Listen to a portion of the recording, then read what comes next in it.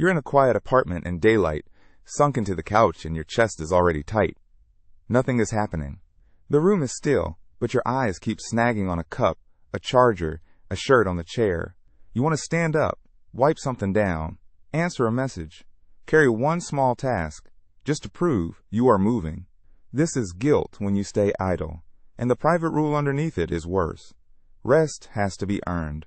You tell yourself, this is your flaw, bad discipline, damaged attention, a failure to relax.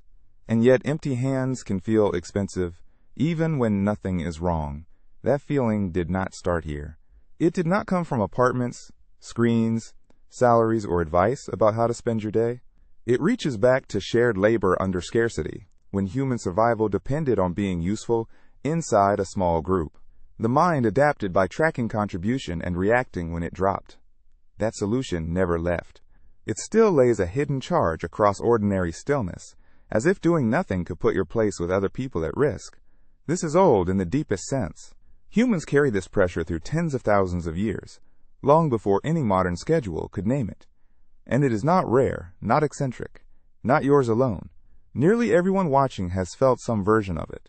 The glance toward unfinished work, the need to justify rest, the strange moral weight that can settle over a motionless afternoon. That matters, because an inheritance this old does not sit on the surface like a habit you picked up last year. It arrives as part of normal equipment. It can feel intimate, personal, even shameful, while belonging to the species more than to you. You sit still and something in you treats the pause like neglect. Tens of thousands of years stand behind that jolt. Nothing in the room is asking for survival. Your body has not accepted that fact yet. The response is still live. You feel it in a different moment, one that should ask nothing from you. A friend is talking.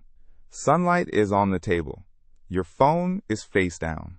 Then somebody nearby starts stacking plates, lifting bags, wiping a spill, and something in you shifts before you decide anything at all. Your attention narrows. Your body leans forward. Remaining seated starts to feel wrong. That reaction is doing real work in real time. It is reading the field for contribution, measuring whether your hands are matching the effort around you, and pushing you toward visible participation before a word is spoken. The world in front of you may be casual, safe, trivial. The pressure is not casual.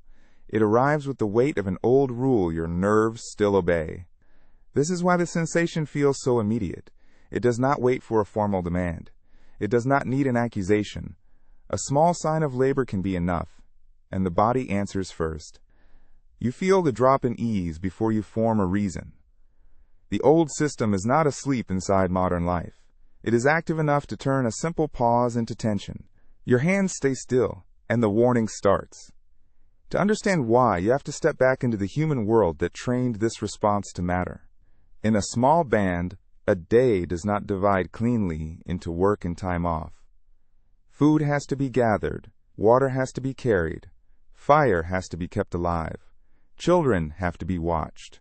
A broken tool, a shifting shelter, a sudden change in weather can turn still hands into a problem before nightfall. Under scarcity, one person drifting out of the shared load is not just noticed, it is felt. So the pressure moves inward. Before anyone says a word, discomfort starts doing the social work.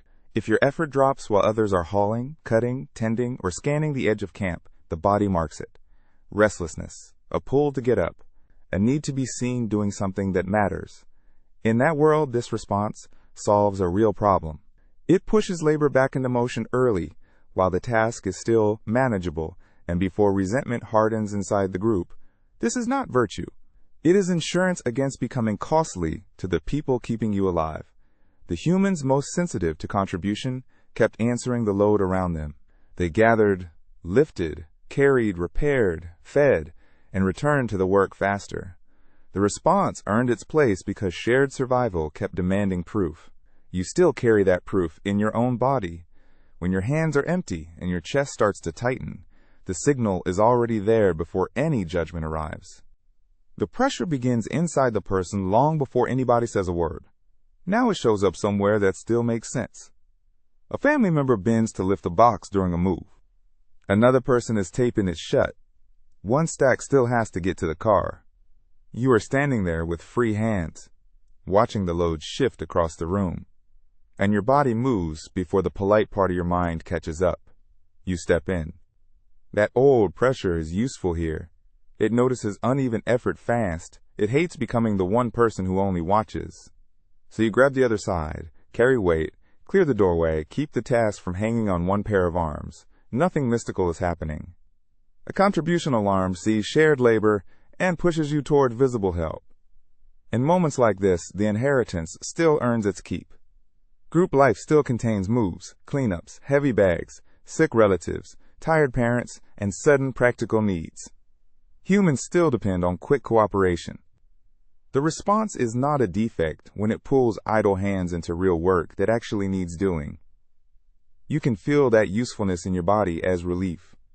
The second you start carrying something, the pressure eases.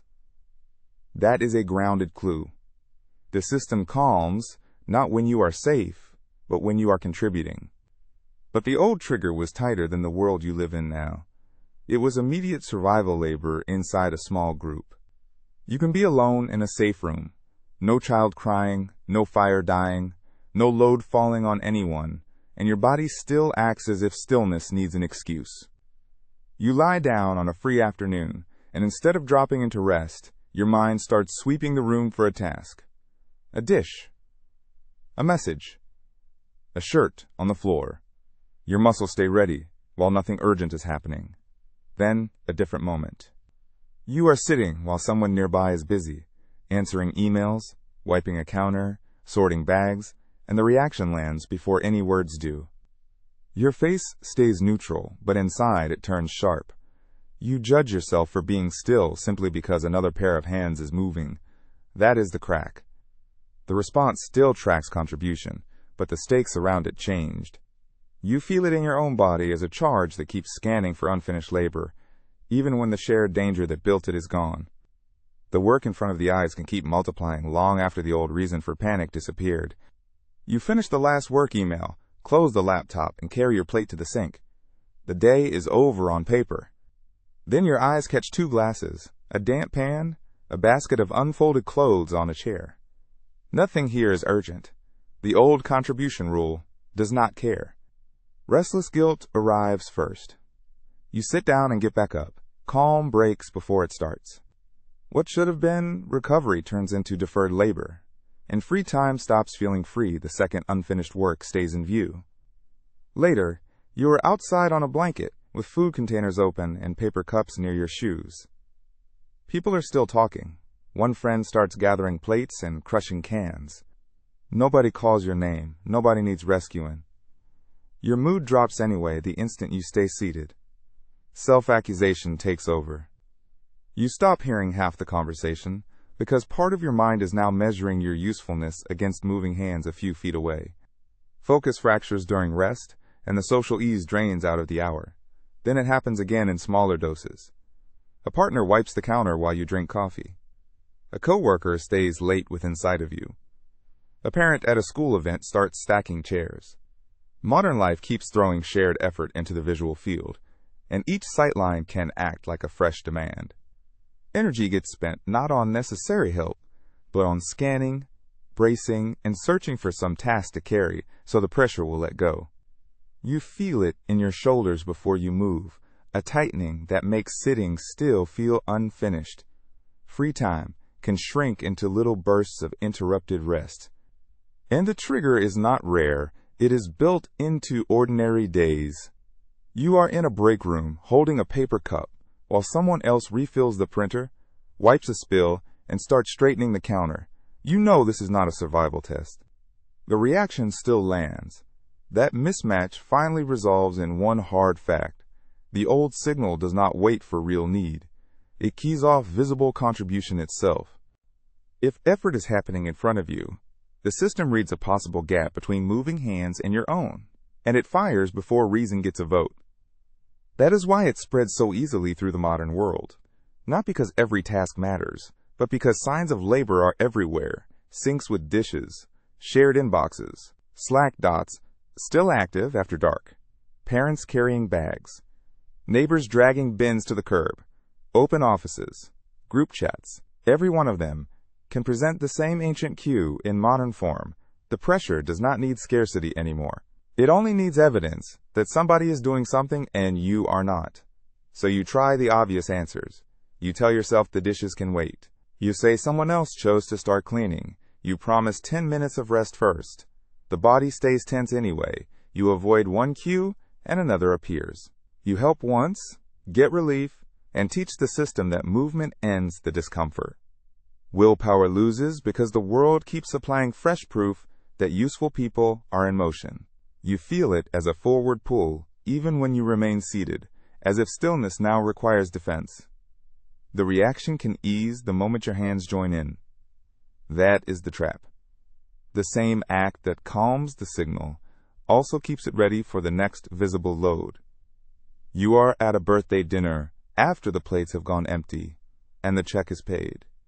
Conversation is still soft. Then chairs scrape, someone starts gathering napkins, another person lifts a tray, and the pressure closes in again. You are not in danger. Nobody is counting your output. Yet your body acts as if being the one who stays still carries a social cost. So leisure narrows.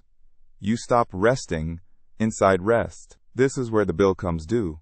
Guilt stops being a passing nudge and becomes a standing condition around idleness.